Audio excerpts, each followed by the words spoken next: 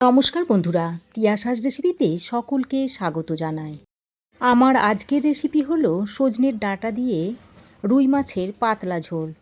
আমাদের বাঙালি বাড়িতে প্রতিদিনই বিভিন্ন ধরনের মাছের ঝোলের রেসিপি তৈরি হয়, আর আমরা বাঙালিরাও খুবই মাছের ঝোল খেতে পছন্দ করি।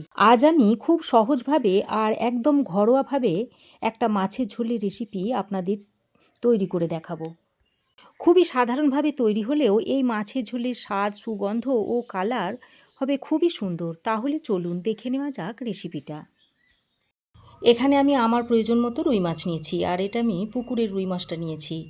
যে কোনো মাছ দিয়ে রেসিপিটা আপনারা তৈরি করে নিতে পারবেন, তবে পুকুরের মাছ হলে খেতে খুবই ভালো হয়। এবার এই মাছের মধ্যে নুন, হলুদ আর সামান্য পরিমাণে একটু লঙ্কা দিয়ে মাছের গায়ে নুন, হলুদ, লঙ্কাটাকে ভালো করে মাখিয়ে নিতে হবে। আর আমি যেহেতু একটু বড় সাইজের রুই মাছটা নিয়েছি, তাই একটু লঙ্কার গুঁড়ো দিয়ে দিয়েছি। আর একটু এইভাবে লঙ্কার গুঁড়ো দিলে মাছটা খেতে ভালোই লাগবে। ছোট মাছ হলে আপনারা লঙ্কার গুঁড়োটা নাও দিতে পারে, সেক্ষেত্রে শুধু নুন আর হলুদ দিয়ে মাখিয়ে নিলেও হবে। তো মাছটাকে আমি নুন, হলুদ আর লঙ্কা দিয়ে খুব ভালো করে মাখিয়ে নিয়েছি। এবার আমি প্রথমে একটা মশলা তৈরি করে নেব। তার জন্য কড়াই গরম করে নিয়েছি। তারপরে কড়াইয়ের মধ্যে দিয়ে দিচ্ছি 1 চামচ মতো গোটা ধনে, হাফ চামচ দিয়ে দিচ্ছি গোটা কালো সর্ষে, হাফ চামচের থেকে একটু কম দিয়ে দিচ্ছি গোটা মৌরি, দিয়ে দিচ্ছি কয়েকটা গোটা গোলমরিচ। এবার এই গোটা মশলাগুলোকে হালকা করে ভেজে নিচ্ছি। গোটা মশলাগুলোকে হালকা করে ভেজে নিয়ে এবার আমি এর মধ্যে দিয়ে দিচ্ছি 1 চামচ মতো পোস্ত। এবার এই পোস্তটাকে দিয়েও আরও কিছুক্ষণ হালকা করে ভেজে নিতে হবে। এবার আমি এই ভাজা মশলাগুলোকে একটা বাটির মধ্যে ঢেলে নিচ্ছি। তারপর এটা একটু হালকা ঠান্ডা হয়ে এলে এটাকে গুঁড়ো করে নেব। মশলাটা ভেজে নিয়ে এবার ওই কড়াইতে আমি দিয়ে দিচ্ছি পরিমাণ মতো সর্ষের তেল। তারপর ওই তেলের মধ্যে অল্প পরিমাণে একটু নুন দিয়ে দিলাম।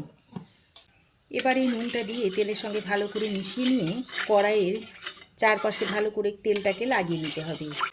এতে করে মাছটা দেওয়ার পর কড়াইয়ের গায়ে কিন্তু আর লেগে যাবে না। তেলটা ভালো করে কড়াইয়ের গায়ে লাগিয়ে নিয়ে এবার আমি মাছগুলোকে দিয়ে দিচ্ছি।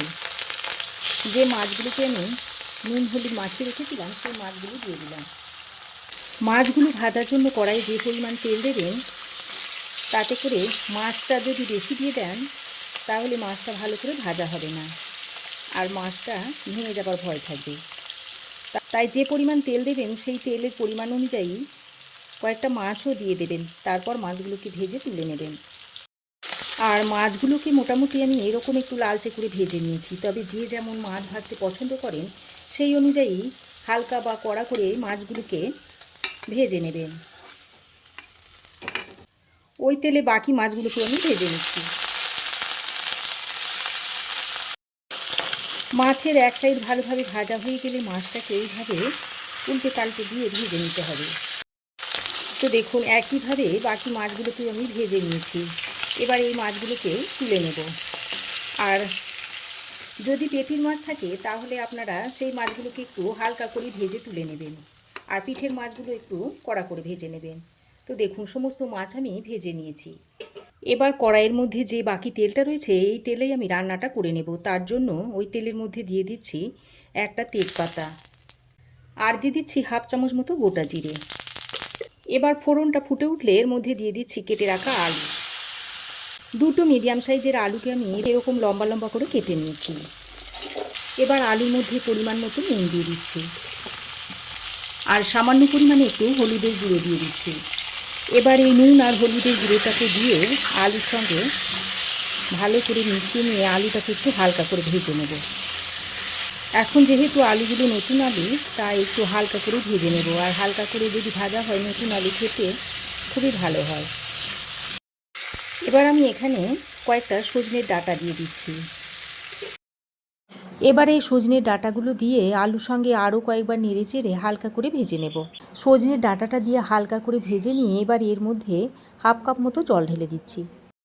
এবার আমি এর মধ্যে দিয়ে দিচ্ছি অল্প পরিমাণে একটু হলুদের গুঁড়ো, সামান্য পরিমাণে একটু ঝাল লঙ্কার গুঁড়ো দিয়ে দিচ্ছি, আর হাফ চামচ মতো দিয়ে দিচ্ছি জিরে গুঁড়ো। এবার এই গুঁড়ো মশলাগুলো দিয়ে আলুর সঙ্গে ভালো করে মিশিয়ে নিয়ে এবার একটা ঢাকনা লাগিয়ে 3-4 মিনিট মতো কষিয়ে নেব। ঢাকা দিয়ে আমি 3-4 মিনিট মতো আলু আর সজনের ডাঁটাটাকে মশলা দিয়ে কষিয়ে নিয়েছি। এবার আমি এর মধ্যে দিয়ে দিচ্ছি আদা আর কাঁচা লঙ্কা বাটা। এর মধ্যে কাঁচা পাকা লঙ্কা আমি আদার সঙ্গে বেটে নিয়ে দিয়ে দিয়েছি। আর ওই যে মশলাটা গুঁড়ো করে নিয়েছিলাম তার থেকে অর্ধেকটা এখানে দিয়ে দিচ্ছি। তারপর আবারও ভালো করে কষিয়ে নিচ্ছি। মোটামুটি 1-2 মিনিট মতো কষিয়ে নিলেই হবে। আদা দিয়ে খুব বেশিক্ষণ কষালে আদাটা আবার তেতো হয়ে যাবে। তো খুব ভালো করে নেড়ে চেড়ে মিশিয়ে নিয়েছি। আর দেখুন, ঢাকা দিয়ে কষিয়ে নেওয়ার ফলে আলুটা অনেকটাই নরম হয়ে গেছে। আদা কাঁচা লঙ্কা বাটাটা দিয়ে ভালো করে মিশিয়ে নেওয়ার পর এর মধ্যে দিয়ে দিচ্ছি একটা বড় সাইজের টমেটো পেস্ট। এখানে আমি একটা বড় সাইজের টমেটোকে পেস্ট করে নিয়েছি, সেটা দিয়ে দিয়েছি। তারপর আরও কিছুক্ষণ এইভাবে কষিয়ে নিতে হবে। আর এইভাবে কষিয়ে কষিয়ে যদি রান্নাটা করেন, রান্নার রং আর স্বাদ দুটোই কিন্তু ভালো হবে। আর আমি কিন্তু এই রান্নাতে কাশ্মীরি লঙ্কার ব্যবহার করিনি, শুধুমাত্র ঝাল লঙ্কার গুঁড়ো আর কাঁচা লঙ্কা দিয়ে রান্নাটা তৈরি করে নিচ্ছি। টমেটো বাটাটা দিয়ে ভালো করে কষিয়ে নিয়েছি। আর দেখুন, ভালোভাবে কষানোর ফলে তরকারির রং দেখুন কত সুন্দর হয়েছে। এবার আমি এর মধ্যে দিয়ে দিচ্ছি হালকা কুসুম গরম জল। এখানে আমি 1 কাপ মতো কুসুম গরম জল ব্যবহার করেছি। এই কুসুম গরম জলটা দেওয়ার কারণে রান্নাটা যেমন তাড়াতাড়ি হয়ে যাবে, তেমনি রান্নার স্বাদও কিন্তু দারুণ হবে।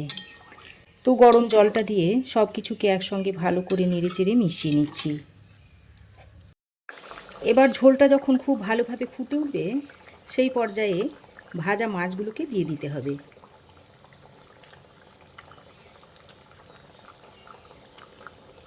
সঙ্গে কয়েকটা চেরা কাঁচা লঙ্কাও আমি দিয়ে দিলাম। এই পর্যায়ে আমি আরও কিছুটা নুন দিয়ে দিচ্ছি। আর ওই যে বাকি গুঁড়ো মশলাটা ছিল সেটাকেও আমি এখানে দিয়ে দিচ্ছি। সবটাই দিয়ে দিলাম। তারপর এইভাবে হালকা হাতে নেড়ে চেড়ে মিশিয়ে নিতে হবে। তারপর আবারও ঢাকা দিয়ে 3-4 মিনিট মতো রান্না করে নেব। ঢাকা দিয়ে আরও 3-4 মিনিট মতো রান্না করে নিয়েছি। আর দেখুন, রান্নাটা সার্ভ করার জন্য রেডি হয়ে গেছে। আর কালারটা দেখুন কত সুন্দর হয়েছে। আলু ভালোভাবে সেদ্ধ হয়ে গেছে। এবার গ্যাসের ফ্লেমটা বন্ধ করে আরও 2 মিনিট স্ট্যান্ডিং টাইমে রাখার পর সার্ভ করে দিচ্ছি।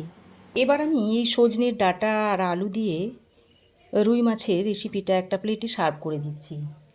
এই গরমে এরকম হালকা পাতলা ঝোল থাকলে গরমের দুপুরটা একেবারে জমে যাবে। তো আমার এই সজনে ডাঁটা দিয়ে রুই মাছের পাতলা ঝোলের রেসিপি আপনাদের কেমন লাগলো অবশ্যই একটা কমেন্ট করে জানাবেন। ভালো লাগলে একটা লাইক ও শেয়ার করবেন। পাশে থাকা বেল আইকনটা অবশ্যই প্রেস করে দেবেন।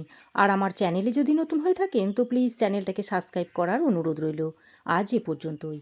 আবার দেখা হবে নতুন কোনো রেসিপি নিয়ে নেক্সট এপিসোডে। সে পর্যন্ত ভালো থাকবেন, সুস্থ থাকবেন। ধন্যবাদ।